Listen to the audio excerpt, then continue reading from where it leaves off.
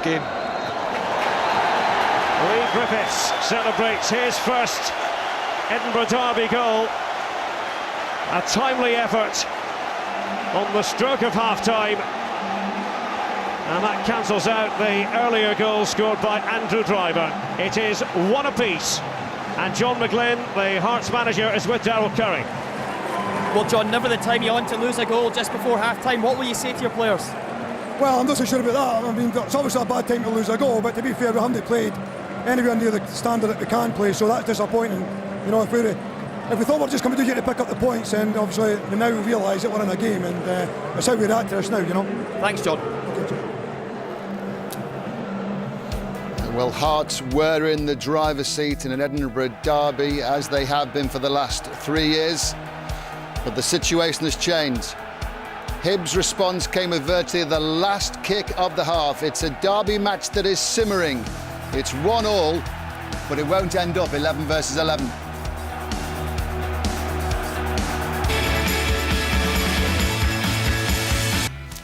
Hibs 1, Hearts 1, the half-time score. Billy Brown and Stephen Craig are now watching the game. This is great stuff, boys, isn't it? There's a lots to talk about. It's OK, it sort of took a while, but it's simmering. There's goals, there's effort, there's attitude, there's commitment, and Hibs are improvements, great improvement on last week. Well, yeah, they're playing a lot better. They're playing it like a derby should be played. You know, they're going into tackles, and they were unfortunate to be behind. And justice has been done, really, because they've stepped up their game and they've really competed. Now, what's your summary of what you saw in that first 45 minutes? Well, you could tell John McGlynn wasn't happy. You know, he's not content the West team have played. They come in full of expectation after last Saturday's performance against St Johnstone. But for me, the first 10 minutes was vital for Hibs. They had to start with a high tempo. They had to make tackles. They had to try and get the fans on their side. And they certainly done it. Well, they did that, and there was a great improvement, and they were bright and they were breezy and they were getting stuck in.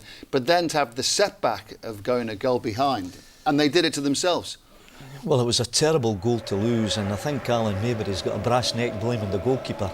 All he needs to do is firmly head it back to his goalkeeper, and there's no problem, but he's trying to cushion it back. And in all honesty, it's a bad goal, and Hibs didn't deserve it at the time. But really, you know, when you're under pressure to lose a goal like that, it's unforgivable. I think there was a fear then that Hibs would shrink and Hearts would take over and dominate. I think we've seen shortly after that Zalewskis had a shot. There was a fear then Hearts would take over. But I think Alan Maybury's got two choices here. He either powers the head back to the goalkeeper, or he knocks it out for a corner kick, and he does neither. And Andy Driver, to be fair to him, was sharp, he was lively, he read the situation, and I think Alan Maybury was looking more in hope at Ben Williams that he would come and pull him out of a hole, and he didn't do it. We should be congratulating the response of Hibs here then, shouldn't we, really? Yeah, without doubt.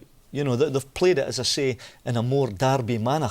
And previous games against Hearts, you know, the last 2 or 3 years, they haven't played like that. But they're getting up on the ball, they're flying into tackles, and they're making it difficult. And Hearts aren't really doing anything. They've created very, very little. You know, you need just a catalyst or a sign or something to say that we're getting closer. What about when Lee Griffiths strode forward and, well, Billy thinks it's a cross, doesn't matter. It rocked onto the post, and that sort of showed willing. Well, he's been the most influential player probably for Hibs. You know, if Hibs are going to get back in the game, you got the feeling it was going to come through him. His nickname is Sparky, and that's exactly what he's done. He's given Hibs a spark today by his runs. He's been offside, he's been frustrated, but the one piece of quality that Hibs have had, he's got the goal. I mean, he is a dangerous player, and he's got in between Webster and Zalewskis. There's a gap between the two of them, and he's got in between them, and he's finished it really, really well. But Witherspoon's done well there. You know, he's came inside and playing a nice ball through. But that's when you're saying about the gap. I think when Lewis Stevenson switches the ball, when Zalewskis comes towards the ball, Andy Webster as a fellow centre-half should come with him. He has to close the gap. He doesn't. Griffiths is clever, finds a gap between them. Great touch, great finish. Look, I guess you can understand why John McGlynn is a little bit concerned, because just when they're in the driver's seat, as you could say, that's what happens. So what's going to happen in the second half now? How do you see this playing itself out? Well, I think we've got a real game on our hands. Yeah. I don't think we're going to end up 11 versus 11, you know, with the bookings we've had. And there's one or two other guys that may have been sent off already. Yeah, it won't be 11 versus 11 this, will it? Well, I wouldn't have thought so. But I think Hibs now have the momentum. You know, I was going to say Pat Fennan's half-time team talk changes, but it doesn't, because he's not in the dressing room. But it will change. The Hibs players will be buoyed. They'll come out second half ready to go and ready for another goal. We'll see. The second half is on the way. The two teams have launched themselves into each other. And the question is, well, both sets of supporters have been able to celebrate a goal, but it's victory they really need to celebrate. And And the second half of Hibs against Hearts is coming right up.